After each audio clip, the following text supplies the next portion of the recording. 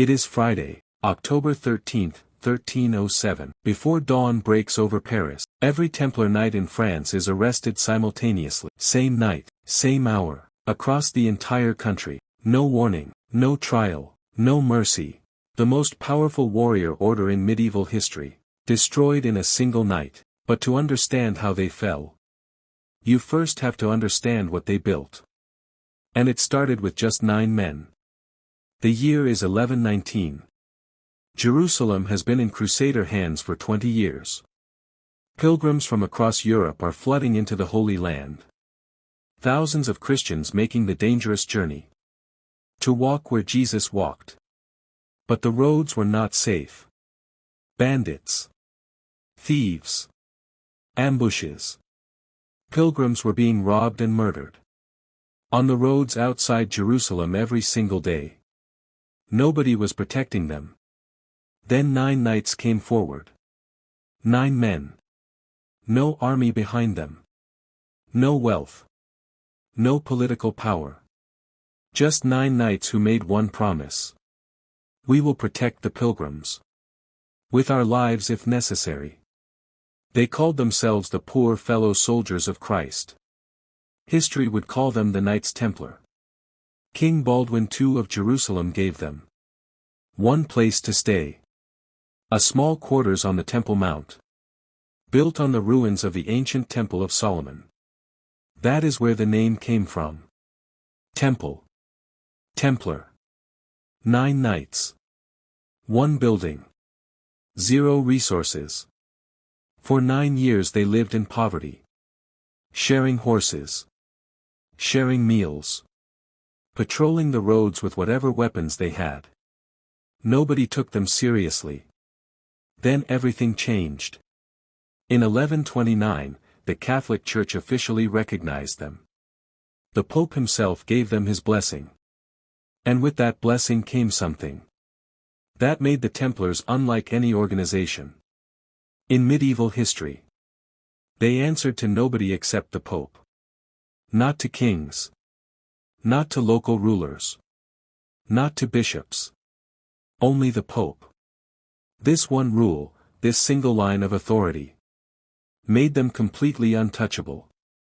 Kings could not touch them. Courts could not judge them. Laws did not apply to them. And the donations began flooding in. Land. Castles. Gold. Horses. Men. Every noble family in Europe wanted to be associated with the holy warriors. Blessed by the Pope himself. Within decades, the 9 poor knights had become the wealthiest military organization in the entire medieval world. But wealth was not even their most powerful weapon. The Templars invented something that changed civilization forever. Banking. Think about what a pilgrim faced in 1150.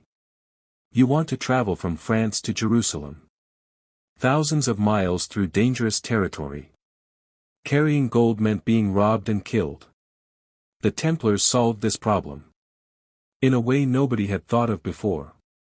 You deposit your gold at a Templar house in France. You receive a letter, a coded document. You travel safely with no gold on you. You arrive in Jerusalem. You hand the letter to the Templar house there.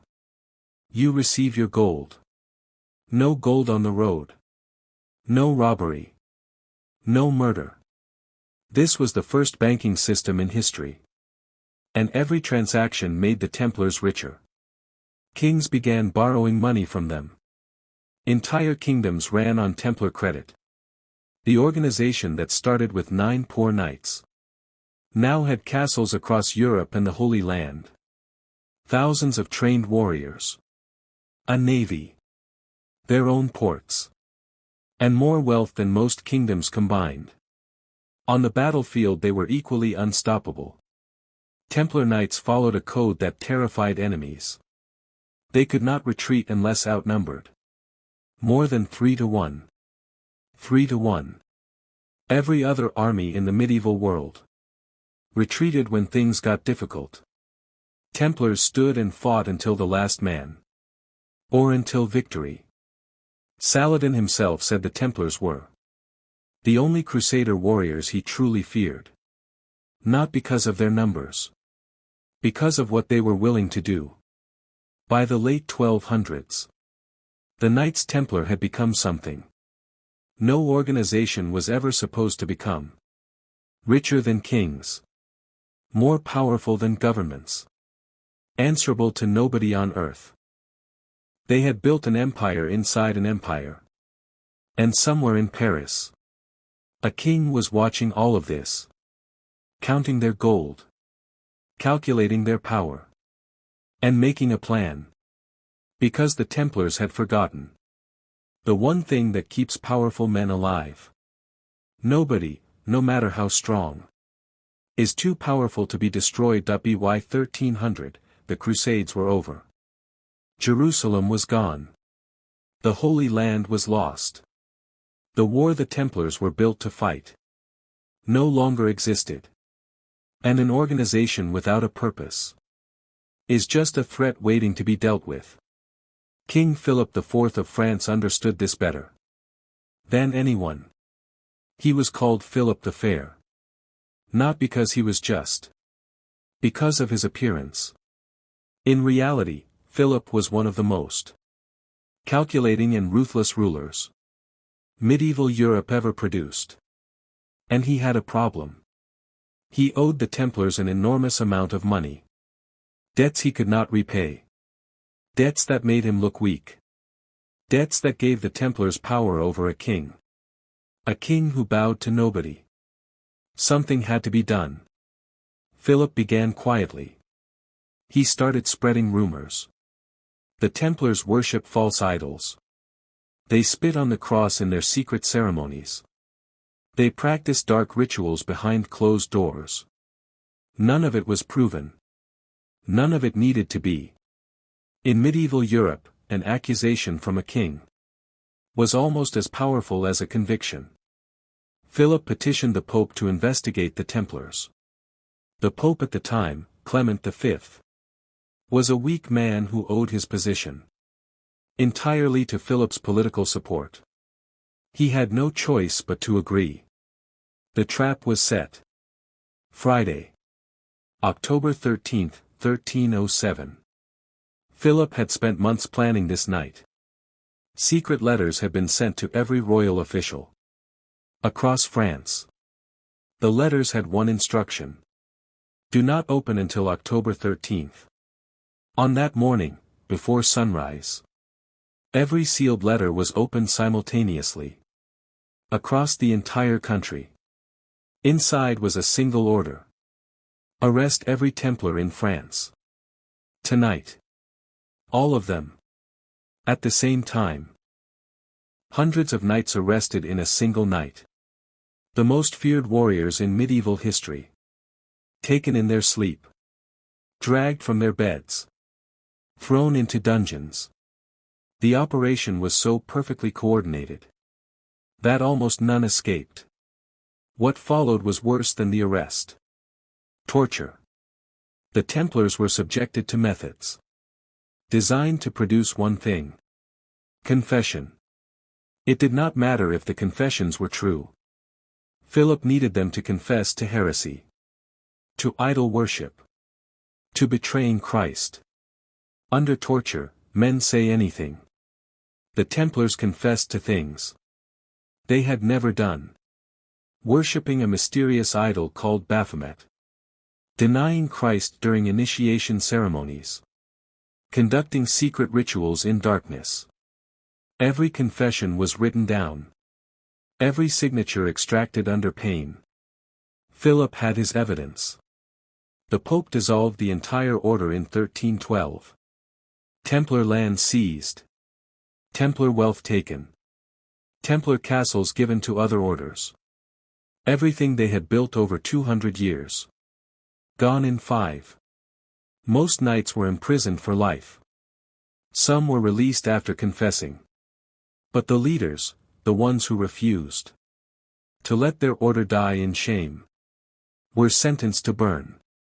Jacques de Molay, the last Grand Master of the Knights Templar, He had led the order for 18 years.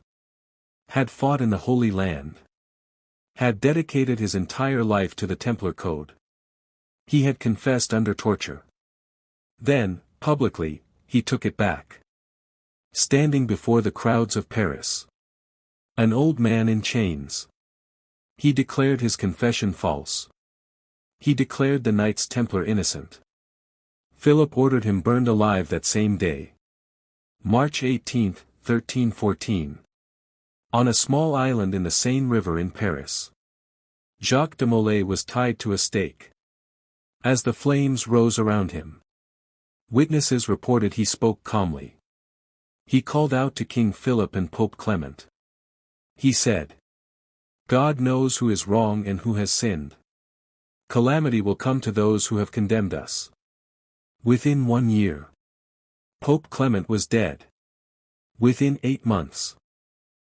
Within 8 months. King Philip was dead. Both men, in the prime of their power. Gone within a year of burning the last Templar. The curse. The conspiracy. The mystery. Historians have debated for 700 years. What the Templars really were. What really happened in their ceremonies.